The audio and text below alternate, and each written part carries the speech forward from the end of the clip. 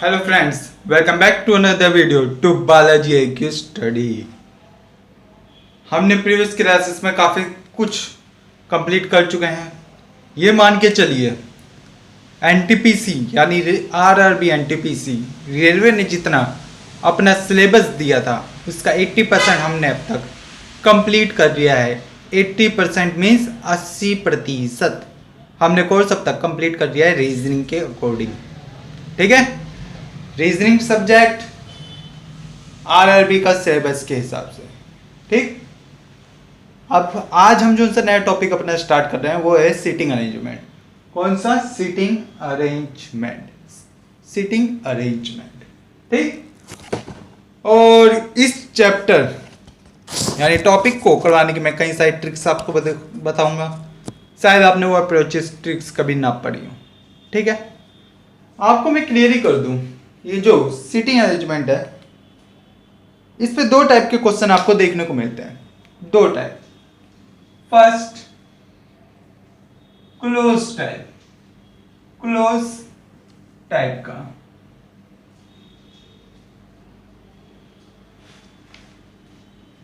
Close type का। ठीक, second आपको जो दिखेगा वो दिखेगा ओपन टाइप। ओपन टाइप के। ओपन टाइप के ये दो टाइप के आपको इस पर क्वेश्चंस मिलेंगे। ये क्लोज टाइप ओपन टाइप है क्या? तो देखिए, इस पे आपको ये मान के चलिए फिगर्स मिलेंगे। फिगर्स बनाने होंगे आपको। ठीक, जैसे हो सकता है आपको फिगर बनाने को दे दिया जाए सर्कल। सर्कल, ठीक है। हो सकता है आपको फिगर हो जाए क्लोज रूप में आपका रेक्टेंगुलर। ठीक, और क्लोज रूप में क्या बनेगा? पेंटागन। पेंटागन, ठीक। स्क्वायर, वो सभी के सभी जितने भी बंद रूप हैं वो सभी आपकी क्लोज रूप हो, जो का कहीं से भी कहीं रास्ता खुलने का नहीं हो, पूरी तरह बंद। ठीक, सेकंड ओपन टाइप के किस टाइप के आपको क्वेश्चन मिलेंगे? एरो टाइप के। एरो टाइप के सेकंड टाइप आपका ये होगा। एरो टाइप के आपको क्वेश्चन देखने को मिलेंगे इस पे। ठीक है, एरो टाइप का आपके क्वेश्चन होंगे। ये सेकंड टाइप है। आपको जो मेन एग्जाम में RRB NTPC पे मिलेंगे वो सर्कल से रिलेटेड मिलेंगे या एरो वाले मिलेंगे। एरो वाले, ये दो टाइप के क्वेश्चंस आपको NTPC में मिलेंगे।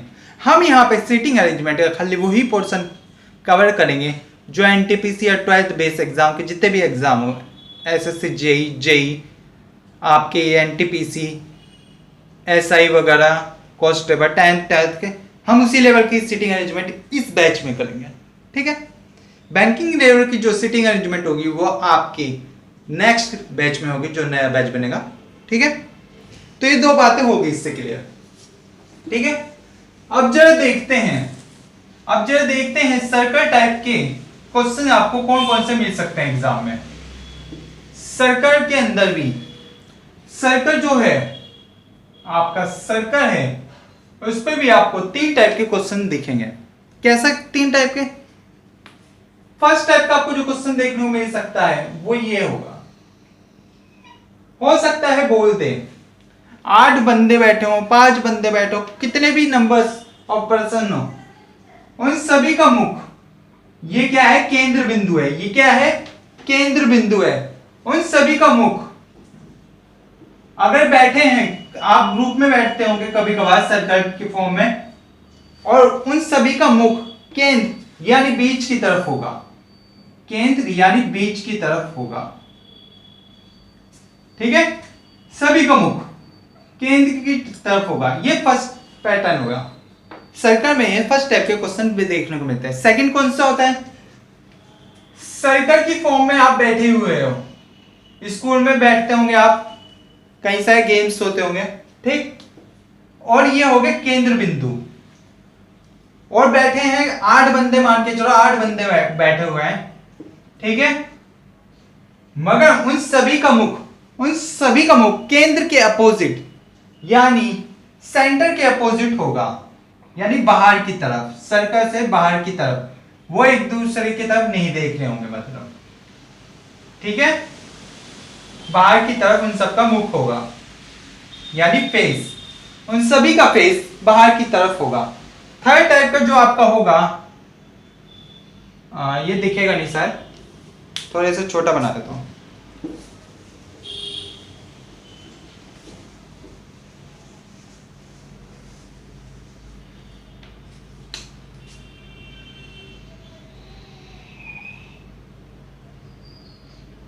सभी का मुख इस पे कहां पे था, बाहर की तरफ, बाहर की तरफ का,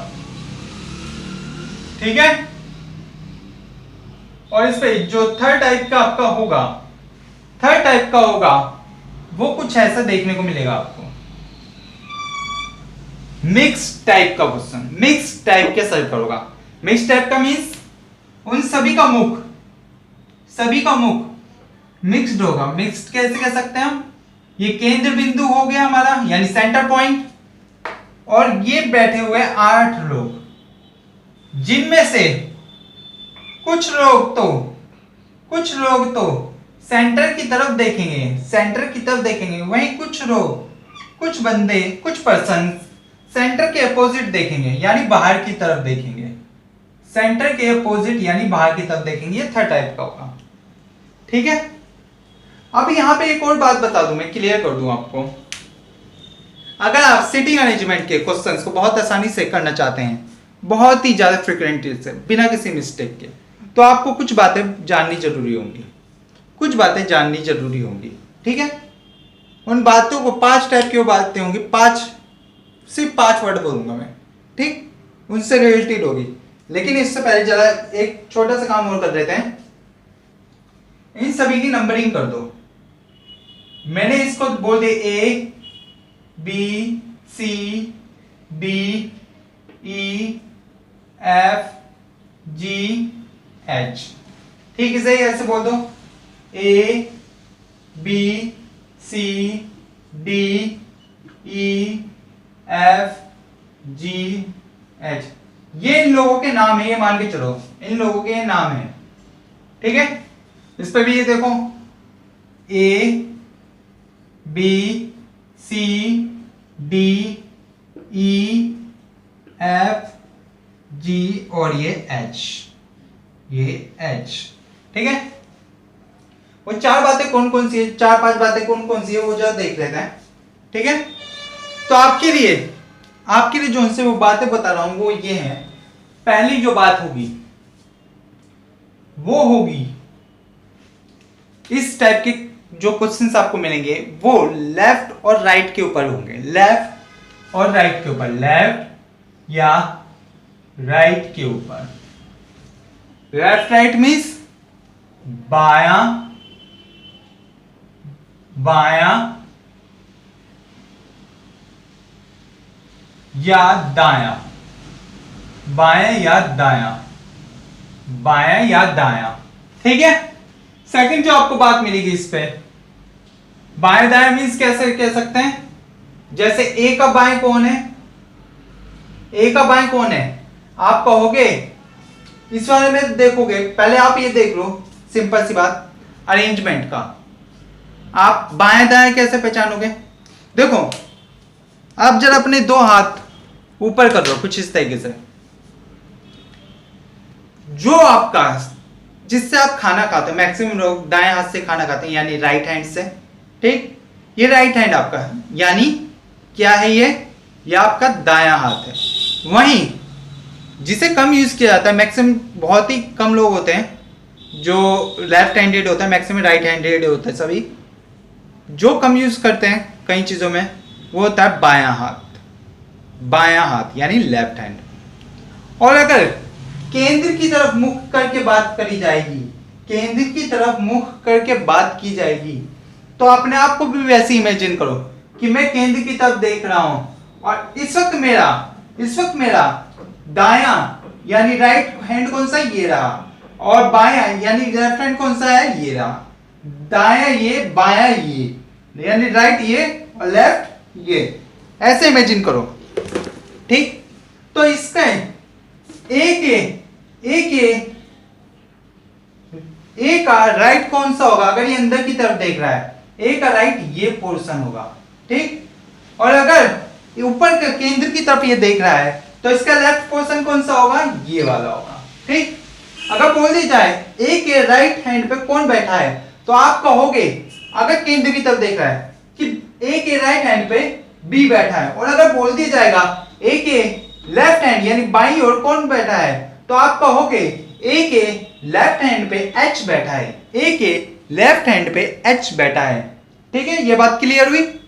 अगर इस पे बात की जाएगी कि ए का दाया कौन सा है और बाया कौन सा है, लेफ्ट कौन सा और राइट कौन सा है, तो सबसे पहले आप ये देखो कि ए केंद्र की तरफ मुख करके खड़ा है या बाहर की तरफ। वो बाहर की तरफ यानी अपोजिट, सेंटर से अपोजिट की तरफ फेस करके खड़ा हुआ है।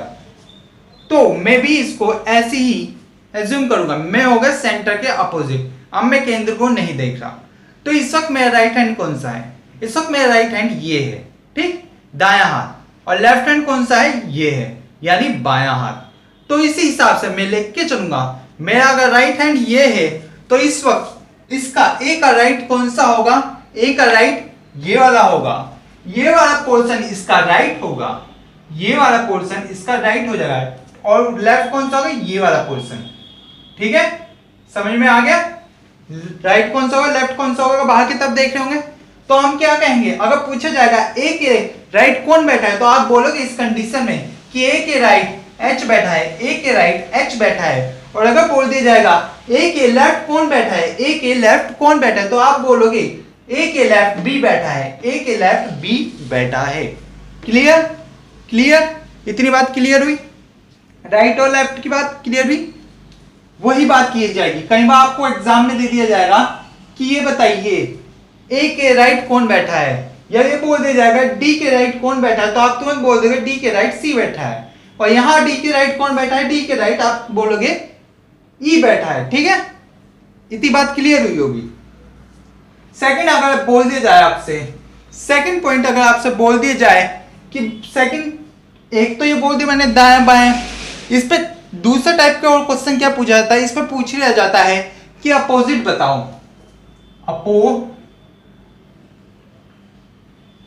अपोजिट बताओ। अपोजिट मींस क्या होता है? अपोजिट मींस होता है सम्मुख। अपोजिट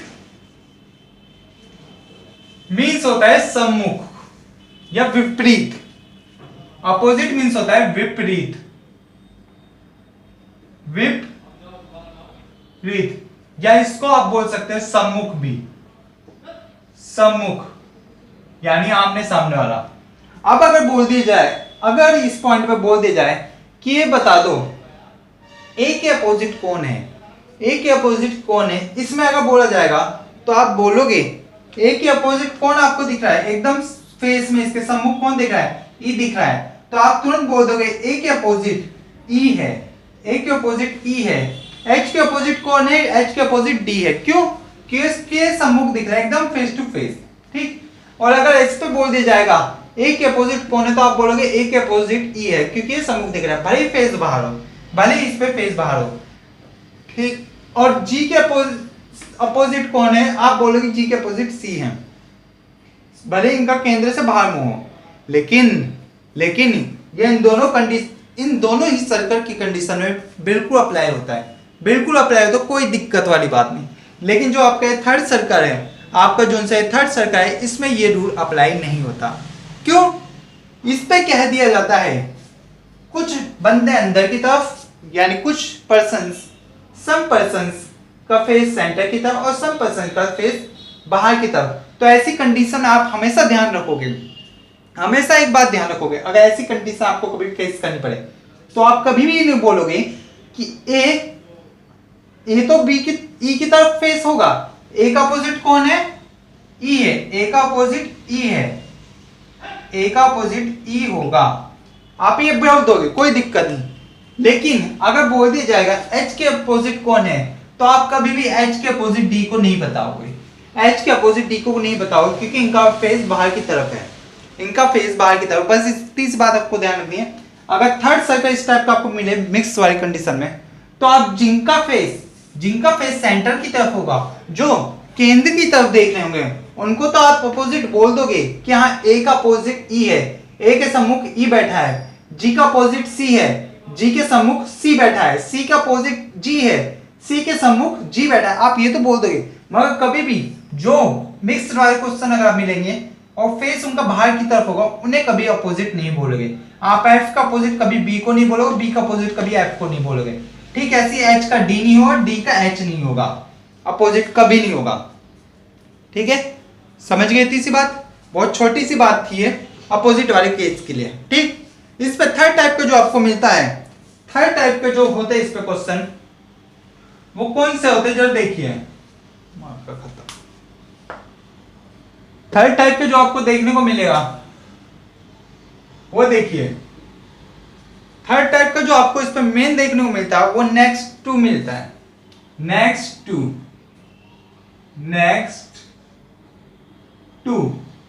मींस, नेक्स्ट टू का मतलब क्या होता है?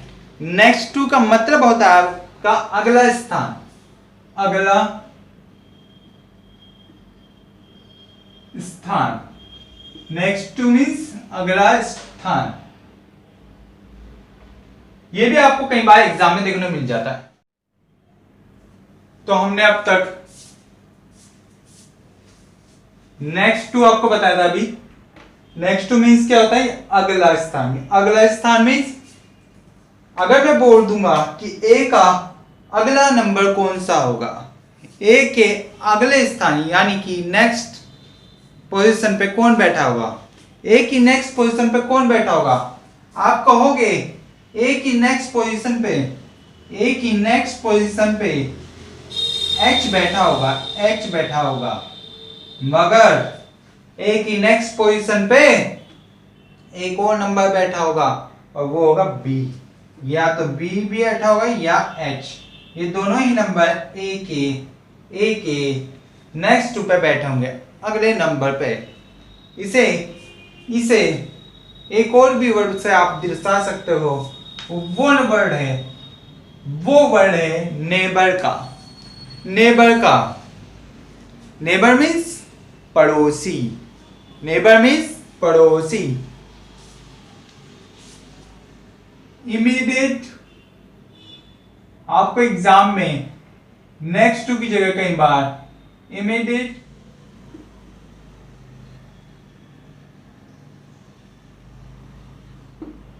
नेबर भी आपको लिखा हुआ दे सकता है। नेबर मीन्स हिंदी में नेबर को आप बोलते हो पड़ोसी। हिंदी में नेबर को आप क्या बोलते हो? पड़ोसी बोलते हो ना। या तो आपको लिखा हुआ दिखेगा नेक्स्ट टू अगला स्थान, या लिखा दिखेगा इमीडिएट नेबर यानी कि पड़ोसी। ए का पड़ोसी कौन है? यहां पे भी आप यही बोलेंगे, ए का पड़ोसी एच भी है और बी भी है।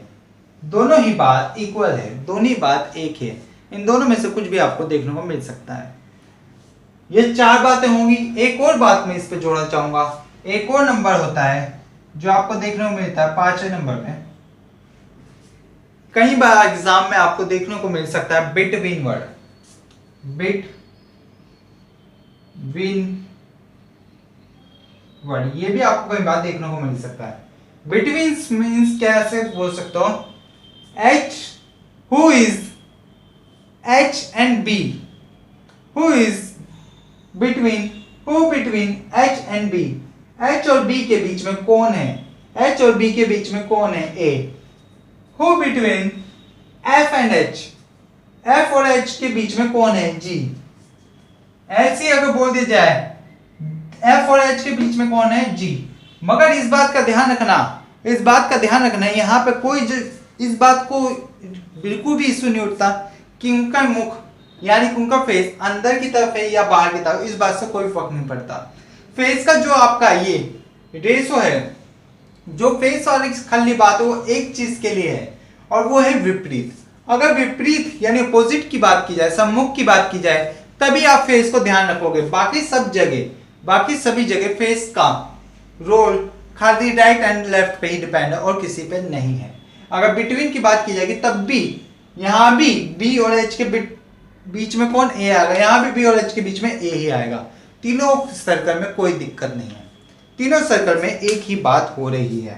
ठीक है, तो अब आपकी स्क्रीन पे कुछ क्वेश्चन मैं लगाऊंगा। तो फर्स्ट क्वेश्चन आपकी स्क्रीन पर रखते हुए, फर्स्ट क्वेश्चन में क्या बोला जा रहा है, A B C D E F G H केंद्र की ओर मुंह करके यानी फेस उनका सेंटर की तरफ है, एक वृत्त के गिर्द बैठे हुए हैं, मतलब चारों तरफ। ठीक है, यानी बोल दिया गया है एक सर्कल है, एक आपका सर्कल है। ठीक है, इसमें 8 पर्सन बैठे हुए हैं, 8 पर्सन। कौन कौन है, नाम दिए उनके, A B C D E F G और एच, ये 8 जन है। 8 जनों को अगर बिठाना है तो उनकी पोजीशन कुछ इस तरीके से डिवाइड करनी होगी आपको। ठीक है, उन सभी का फेस सेंटर की तरफ है।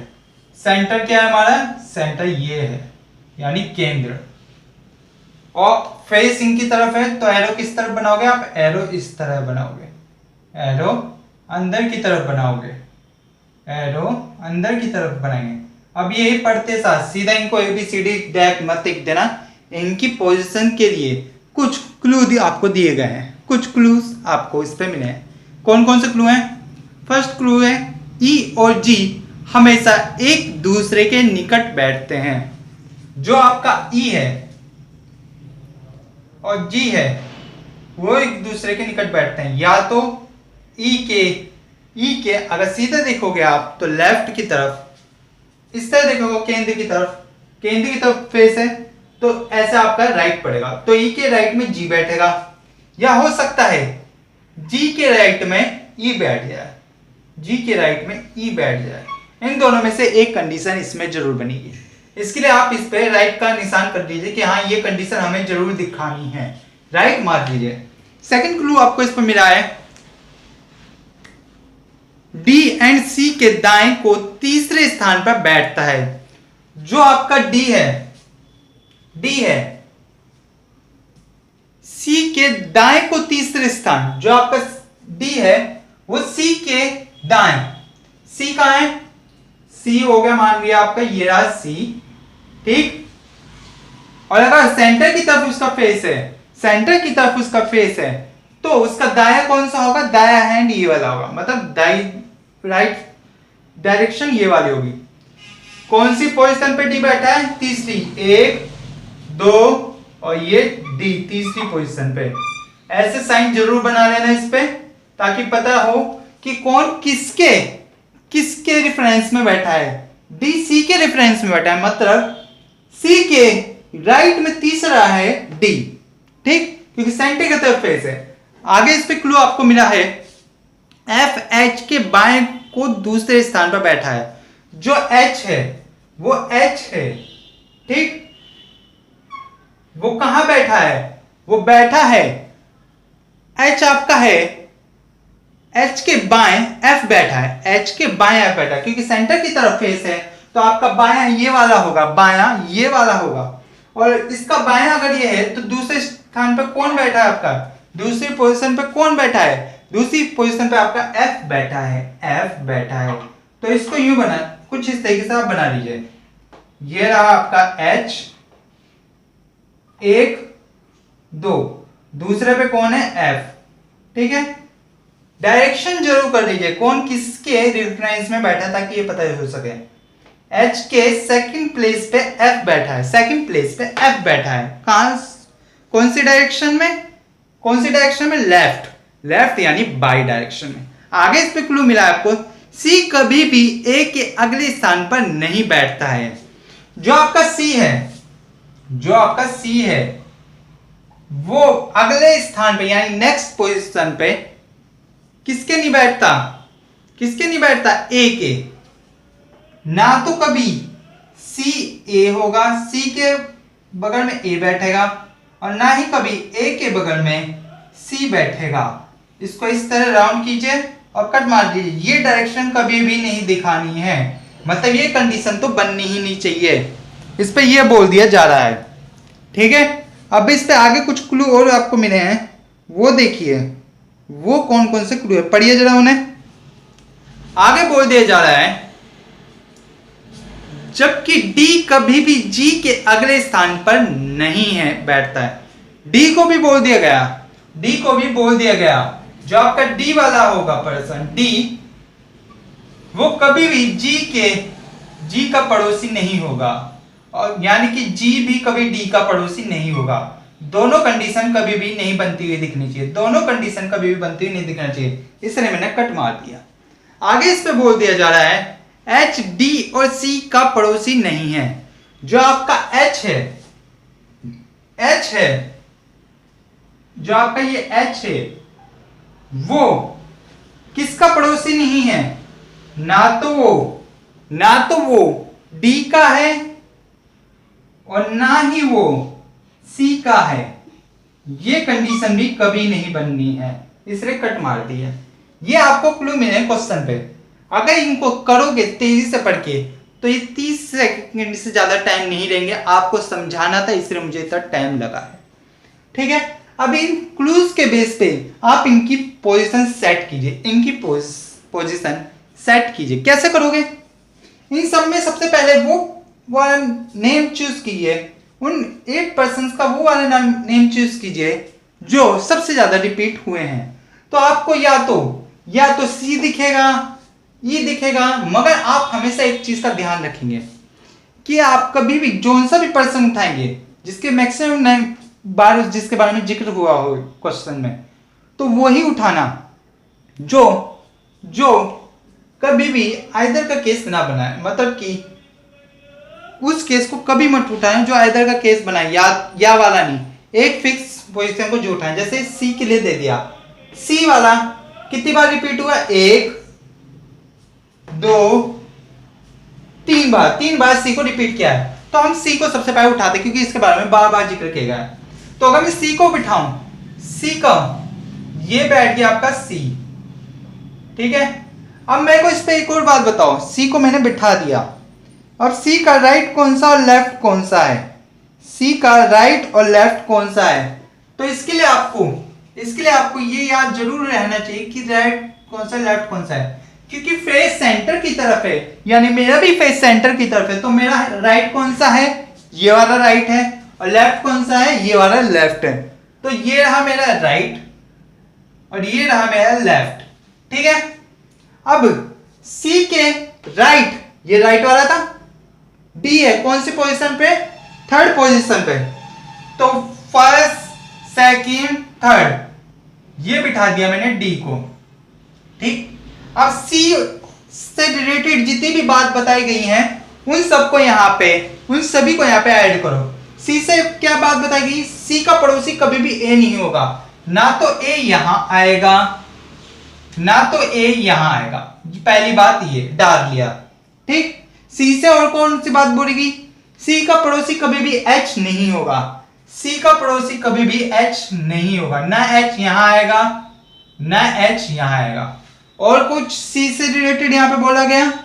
सी से रिलेटेड और कुछ नहीं बोला गया। फिर डी से रिलेटेड देखो, डी से रिलेटेड क्या क्या क्या बोला जा रहा है? डी से देखो, डी के बगल में कभी भी एच नहीं आएगा, पहले वो बात मेजर करो। तो एच यहां भी नहीं आएगा, एच यहां भी नहीं आएगा। और क्या बोला गया? डी से रिलेटेड जी के लिए देखो, डी के बगल में कभी भी जी नहीं आएगा, डी के बगल में कभी भी जी नहीं आएगा, ना जी यहां ना जी यहां, इन दोनों में से किसी भी जगह जी नहीं आएगा। ये कंफर्म हो गया। अब जरा ये देखो, क्या और कुछ भी डी से रिलेटेड क्लू मिला है? नहीं, बस इतना ही मिला है। अब जरा ये देखो, एच कहां कहां नहीं आ रहा? एच यहां भी नहीं आ रहा, एच यहां भी नहीं आ रहा, एच यहां भी नहीं आ रहा, एच यहां भी नहीं आ रहा। एच के लिए 2 पोजीशन बस ये बच रही है। अब एच से रिलेटेड कुछ क्लू आपको मिलना जरूरी है। तो अगर मैं एच के लिए एक क्लू देखूं, ये वाला आपको क्लू दिख रहा होगा, इस पे क्या बोला गया है? एच के बाएं एफ बैठना चाहिए, एच के बाएं एफ बैठना चाहिए 2nd पोजीशन पे। तो अगर मैं एच को यहां बिठाता हूं, एच को यहां बिठाता हूं, तो उसका बायां कौन सा बैठेगा, उसका बायां कौन सा बैठेगा, आप कहोगे उसका बायां ये बैठेगा सेकंड नंबर पे, यहां पे आना चाहिए। तो एच को तो मैं यहां पे बिठा नहीं सकता क्योंकि वहां पे तो एफ की जगह एफ आना चाहिए इस क्लू के अकॉर्डिंग, मगर वहां तो डी पहले से बैठा हुआ है। तो अगर मैं एच को यहां बिठा दूं, तो अगर मैं एच को यहां पे बिठा दूं, क्योंकि इन दोनों में से एक जगह मैं एच को बिठा सकता हूं, अगर मैं यहां बिठा दिया एच को, तो उसका बाया कौन सा होगा, बाया कौन सा होगा, इस हिसाब से देखोगे, डायरेक्शन के हिसाब से देखोगे तो लेफ्ट ये वाला होगा, राइट ये वाला होगा, यानी कि बायां इधर की तरफ चलेगा, बायां इधर की तरफ चलेगा, और बायां पे कौन सेकंड पोजीशन पे एफ बैठता है, तो अगर सेकंड पोजीशन पे एफ को बिठाना है तो बाईं ओर चलते हुए 1 2 एफ यहां बैठ जाएगा, एफ यहां बैठ जाएगा।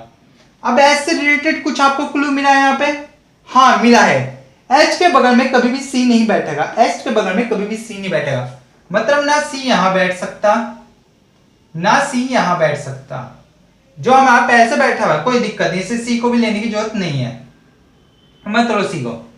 अब एच से रिलेटेड और कुछ क्लू आपको मिला है, एच से रिलेटेड कोई क्लू नहीं मिला है। अब देखो एफ से रिलेटेड कुछ क्लू मिल रहा है, एफ से रिलेटेड यहां पे कोई क्लू नहीं मिल रहा है। अब बचे कौन कौन से नंबर वो देखते हैं, अब बचे कौन कौन से नंबर वो देखते हैं। देखो ये वाला भी आपका कंप्लीट हो गया, ये वाला भी कंप्लीट हो गया, ठीक है, ये वाला भी हो गया कंप्लीट, हमने इस बेस पे भी कर दिया, ये वाला भी कंप्लीट हो गया। तो एक रिलेशन कुछ इस पे दिखने को मिल रहा है, ई और जी को आपको बिठाना है, ई और जी को बिठाना है और एक दूसरे के बगल में ही बिठाना है, दोनों को एक दूसरे का पड़ोसी मिला के ही बिठाना है। शर्त यह है कि इन दोनों को आपको पड़ोसी करके ही बिठाना है। तो पड़ोसी की कंडीशन सिर्फ एक जगह मिल रही है और वो है ये दो ही पोजीशन खाली है, या तो ये वाली पोजीशन खाली है ये वाली, क्योंकि बाकी सब जगह पे तो एक एक ही है।